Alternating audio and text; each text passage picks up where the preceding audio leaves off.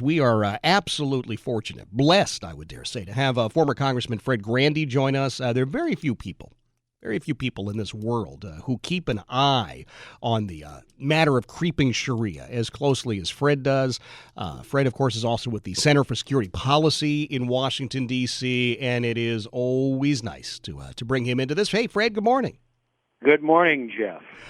I have this morning a couple of stories that I think can indicate that Sharia is now creeping from the Middle East right into the center of America. All right. Well, bring us the happy news, Fred. Well, I think I've said on this program, in Egypt now, you can be arrested for posting on Facebook. And, of course, in Saudi Arabia, you can be arrested for tweeting. Based on a story I'm looking at this morning, apparently that practice has now been successfully exported to America, principally to the heartland.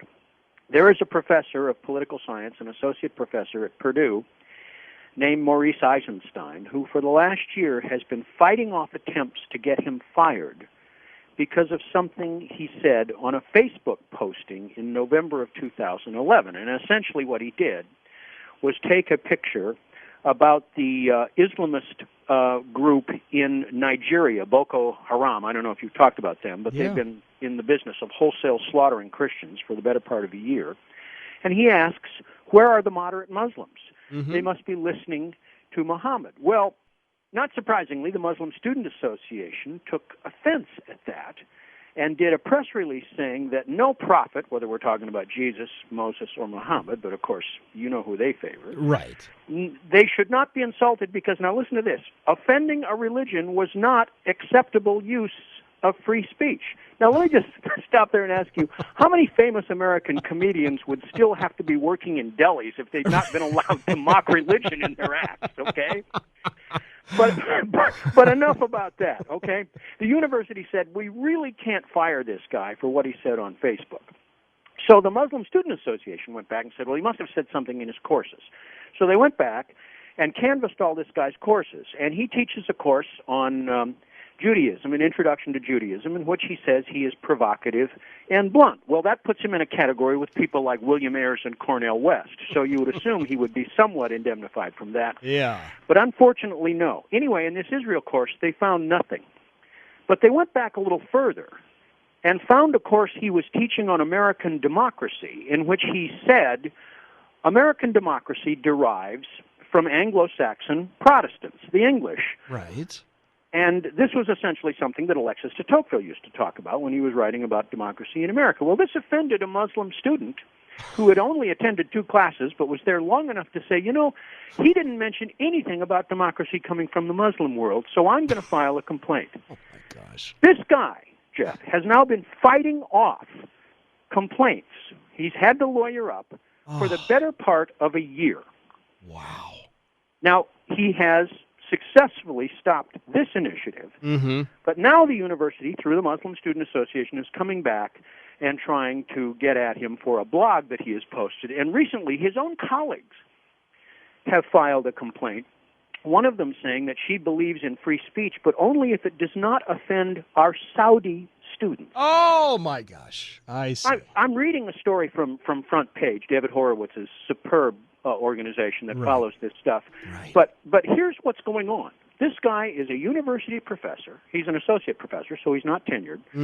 But he has had to spend the better part of a year fighting off these kinds of suits, these kinds of assaults. And if this doesn't sound like Europe, where you have people like Lars Hedegaard and Elizabeth Sabbadish-Wolff, who have already had to run this gauntlet, I don't know what does. But here's the ironic footnote to this. Okay. Also this morning, I came across a story that says the U.S. Department of Commerce is now considering naming Arab Americans as a socially, economically disadvantaged minority group that is eligible for special business assistance. Now, this will really help guys like Tony Revko get loans. Of course, he's in the slam right now, but there will be other people, of course, that will line up for this. But essentially, they're saying we've been discriminated against so appallingly since 9/11 that we need the same kinds of accommodations you make to African Americans, Puerto Ricans, Aleuts, Eskimos, American Indians. And, of course, this means that everybody from the Arab world, Algeria, Bahrain, Djibouti, Egypt, Iraq, even Palestinians, who are not a recognized country, would qualify because they are discriminated against for, now listen to this, they're not getting enough prime government contracts. Now, that's where we are right now in this country. Well, Fred, I should point out I'm not getting enough prime government contracts these days either. I'm simply paying for all the prime government contracts. Well, then what you really ought to do is go on Facebook, make this point, be sued by the Muslim Student Association, lawyer up, and countersue. I mean, it's pretty simple, Jeff. It's America. Yeah, absolutely. Sure. I don't know why I didn't think. Oh, because you're a Harvard guy. That's why I didn't think of it. Exactly. Oh, yeah, sure. Always bring that up. You know, I've spent my life trying to live that down, and every show you bring that up. Hey, by the way, the election returns from Egypt. I know this is going to be a nail-biter. Yeah. I mean, quite literally could be a nail-biter, right?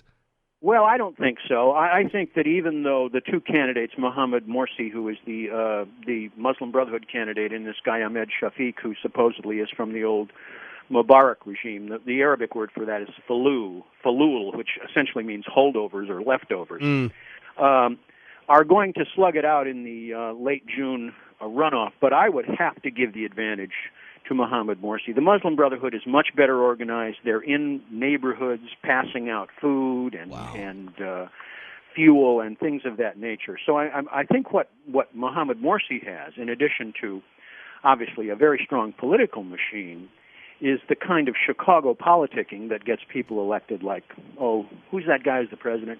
Anyway, my point is, if you had to handicap this race, I think the Muslim Brotherhood comes out on top. But this is significant because in the original election, Jeff, neither Morsi nor the other Islamist candidate even got 50% of the vote. So somewhere in the Egyptian electorate, there is a huge pushback to the Muslim Brotherhood, who now control the parliament and apparently have not been succeeding in their legislative duties because the public's pulling away. Am I to read into that there's hope then? I wouldn't go that far because I think, I think the Muslim Brotherhood definition of democracy, which is essentially what they've said themselves, is one man, one vote, one time. Yeah. And so I think that Morsi will get in. Yeah. And then what you'll see is probably some collusion between the old Mubarak holdovers and the new Muslim Brotherhood type. But I would be astonished if they didn't control both the executive and the legislative branch of the government. Of course, that means they control the judiciary as well. Absolutely. Not good for us. Fred, it's always good to have you here, my friend. That is former Congressman Fred Grandy. He's now with the Center for Security Policy in D.C.